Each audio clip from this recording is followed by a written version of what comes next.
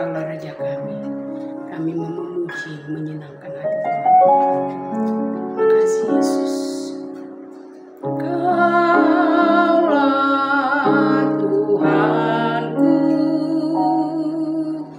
Kaulah Rajaku,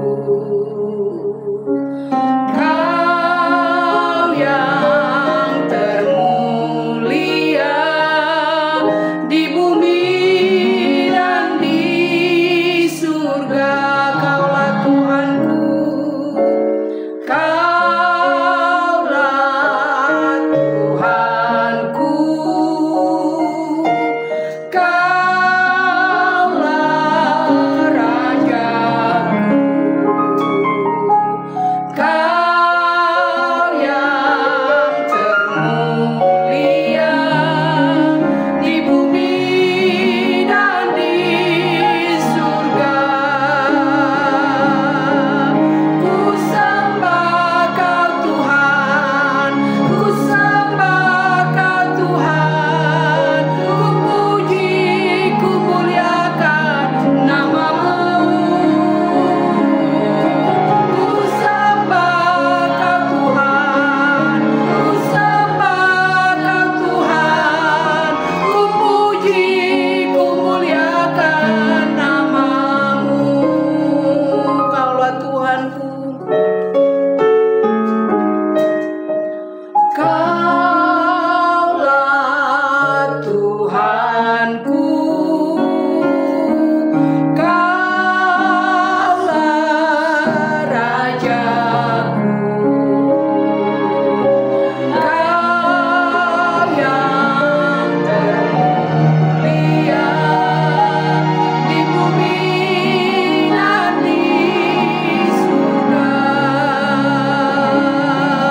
Ku sembah Kau Tuhan, ku sembah Kau Tuhan, ku puji, ku muliakan nama-Mu.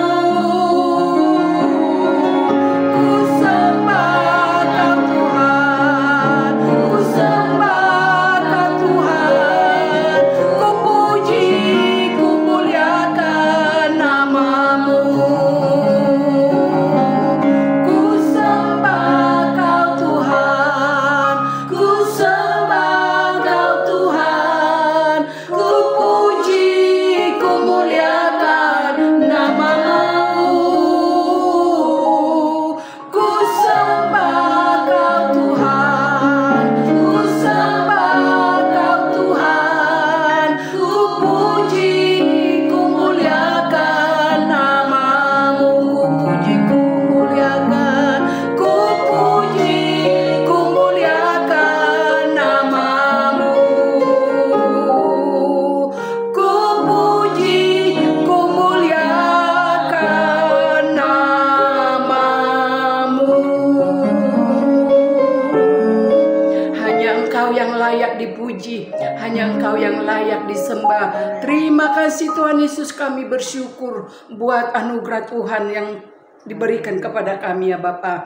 Bapa di surga, sepanjang hari ini kami Tuhan datang mau merenungkan firman-Mu ya Tuhan.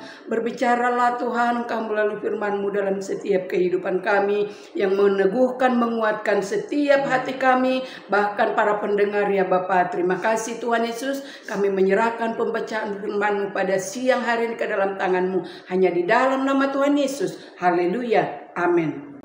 Shalom Bapak Ibu Saudara-saudara sekalian. Kita berjumpa kembali hari ini, hari Senin tanggal 9 Juni 2025 di dalam renungan harian intim dengan Allah. Judul renungan kita hari ini adalah kemarahan yang mendisiplin. Diambil dari Yohanes 19 ayat 16 sampai 30 dan pembacaan Alkitab 1 tahun diambil dari Nehemia pasal 9 sampai pasal 10. Saya harap Bapak Ibu Saudara sudah bisa membacanya terlebih dahulu dengan mempause sebentar renungan ini.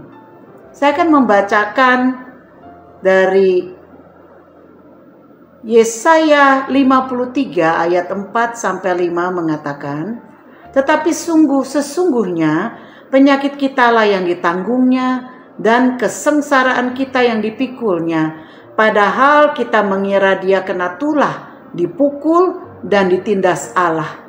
Tetapi dia tertikam oleh karena pemberontakan kita. Dia diremukan oleh karena kejahatan kita. Ganjaran yang mendatangkan keselamatan bagi kita ditimpakan kepadanya, dan oleh bilur-bilurnya kita menjadi sembuh. Saya akan bacakan dari Yohanes 19 ayat yang ke-30. Sesudah Yesus meminum anggur asam itu, berkatalah ia, "Sudah selesai." Lalu ia menundukkan kepalanya dan menyerahkan nyawanya.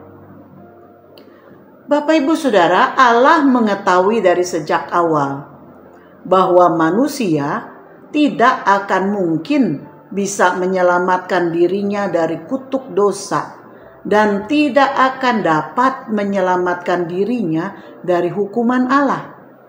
Sebab itu masih di Taman Eden, Allah telah menjanjikan seorang yang akan menebus manusia dari dosa mereka dan yang akan memulihkan keadaan manusia yang telah rusak oleh dosa.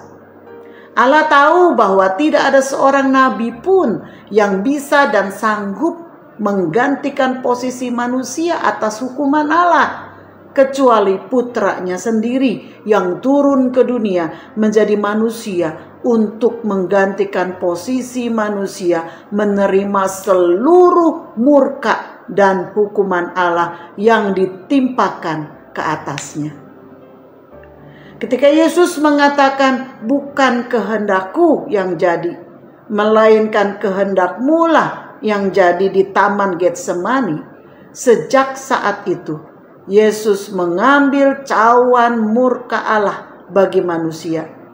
Yesus menghabiskan cawan murka Allah terhadap umatnya sekali untuk selamanya.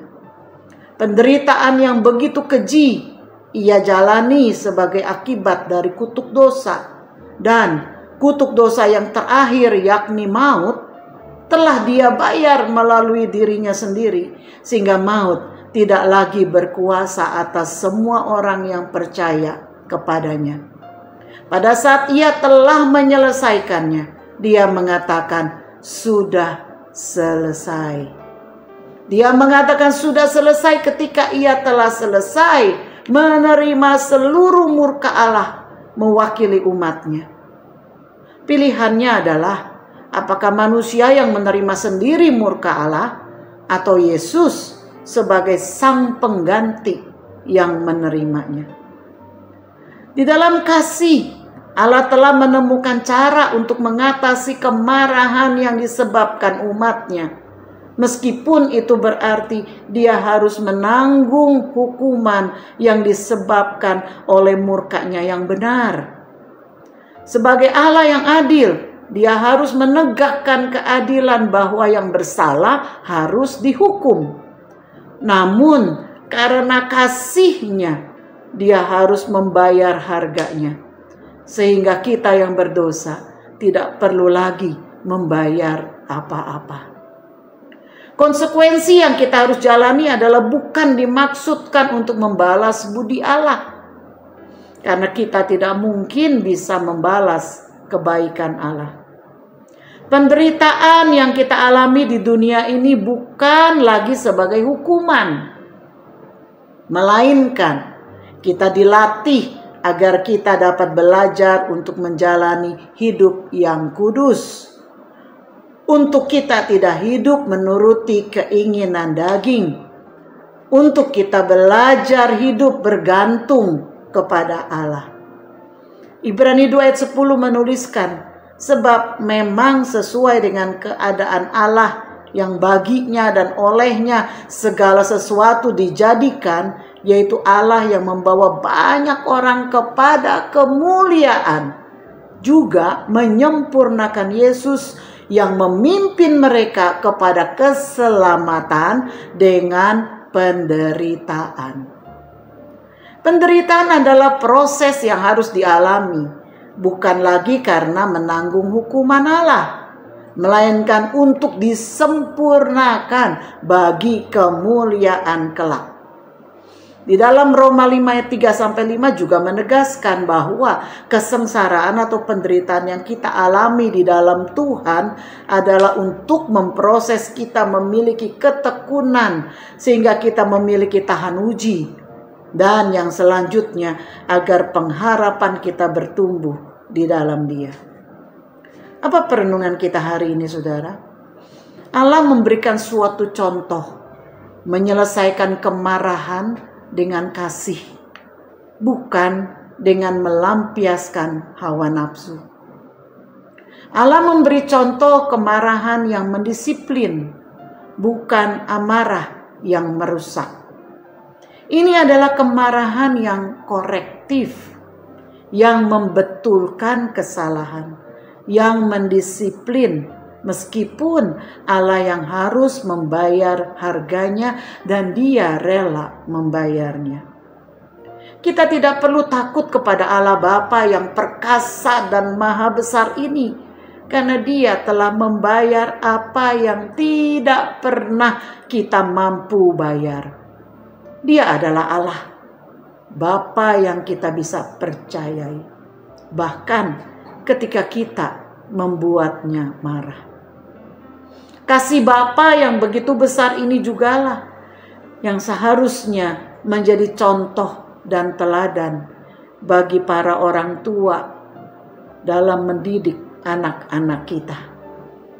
Jika kita marah, bukanlah untuk memuaskan ego kita, karena anak tidak menuruti apa kemauan kita. Melainkan kemarahan kita hendaknya kemarahan yang mendidik, yang mendisiplin, agar anak lebih mengerti akan kebenaran dan kehendak Tuhan. Agar mereka bisa hidup sesuai dengan firman Tuhan, meski untuk itu kita rela berkorban, seperti Allah yang berkorban bagi keselamatan umatnya. Mari kita berdoa. Bapa, kami bersyukur untuk perenungan kami pada hari ini, bahwa kami sebagai orang tua, kami bisa belajar dari Allah bagaimana mengatasi kemarahan, dan kemarahan menjadi kemarahan yang mendisiplin, yang mendidik, bukan yang memuaskan hawa nafsu dan ego. Bukan kemarahan yang merusak, tetapi kemarahan yang menuntun anak-anak kami kepada kebenaran. Biar kami sebagai orang tua belajar kasih Allah Bapa yang begitu besar, yang bahkan rela untuk berkorban, untuk menyelamatkan manusia yang dikasihinya. Kami belajar, Tuhan, sebagai orang tua juga untuk belajar mau rela menanggung penderitaan, berkorban, agar anak-anak kami juga mengenal Tuhan, mengenal kebenaran, dan hidup di dalam kekudusan. Terima kasih ya Bapa. Jadikan kami orang tua yang memiliki kasih Allah Bapa, kasih agape bagi anak-anak kami. Terpuji nama Tuhan. Berkati setiap pribadi yang mendengar akan renungan ini dimanapun mereka berada. Biar kiranya kasih Allah menaungi setiap kami. Terpuji nama Tuhan. Di dalam nama Yesus kami mengucap syukur dan berdoa. Amin. Kiranya Tuhan memberkati kita semua. Shalom.